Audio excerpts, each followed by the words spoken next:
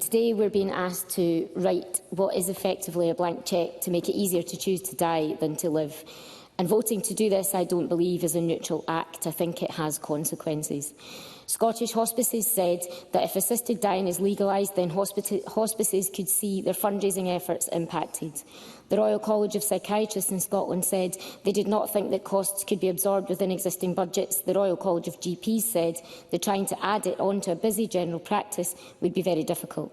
And I've not touched on the crisis, of course, in social care that sees staff on low pay, disabled people having to rely on incontinence pads for hours because there's no money to pay staff to go in often enough to change them, or the housing crisis that sees 10,000 disabled people stuck in their own homes, or the fact that 1 in 4 people who need palliative care in Scotland don't get it.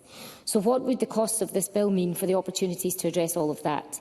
Presiding Officer, as we'd expect, many of these issues were raised at the committee scrutinising the bill. The committee concluded that costs may also vary significantly according to a number of factors. We don't know the costs of what it is to make this bill safe. But what we do know is that we cannot amend this bill to fix the crisis in social care, housing or the NHS. The costs of doing these things are huge, and rightly so. This is life or death.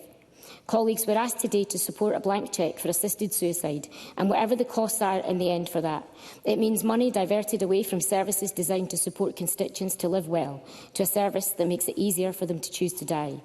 I've said all along the risks of this bill are real, and they are. The bill is proposed in a context where the NHS is in crisis, social care is creaking at the seams, and 1 in 4 people don't get the palliative care they need.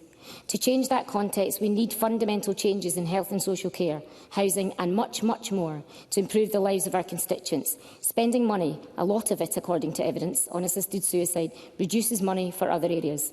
Voting for the resolution is therefore, I say again, not a neutral act. We'd be licensing governments to spend money on assisted suicide in a world where we so desperately need money in public services that help people to live.